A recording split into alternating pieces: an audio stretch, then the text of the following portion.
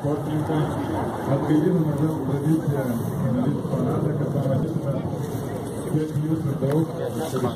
Pergalės yra sunkios, kadangi konkurencija didelė. Mūsų atidarymo šventę pradėsime nuo Lietuvos himno bei vėliavos pakėlimo. Kviečiame Šiaulių miesto atstovę Ievą Vaitiekūnaitę kelti vėliavą. Mūsų Ieva nesenai pasibaigusiame pasaulio čempionate labai sėkmingai startavo ir pateko į finalą. Tad Lietuvos himnas ir vėliavos pakėlimas.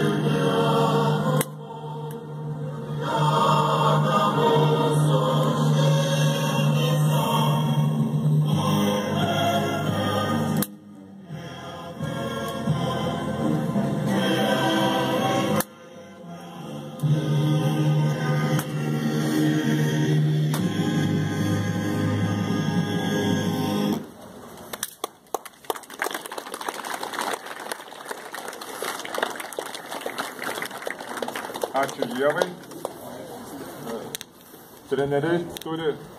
Treneriai turi pasakyti jums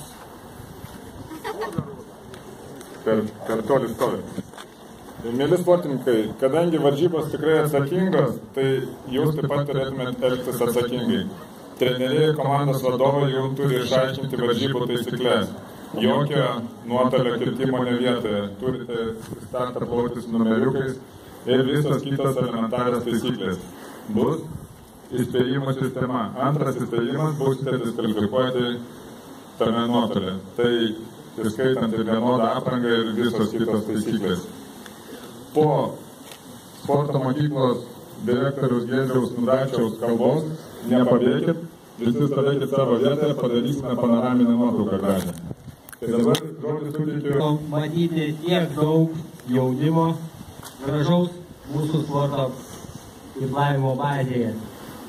Norėčiau pasakyti, kad baidarių pirmoji irklavimo sporto šaka yra iš tikrųjų reikalaujanti labai daug jėgos, ištvermės, energijos, nes plaukdami takeliuose jūs turite nugalėti ne tik savo varžovą kretingam takelį, bet ir įveikti stiprų vėją, didelės bangas ir kitas oro sąlygas. Tada aš linkiu visiems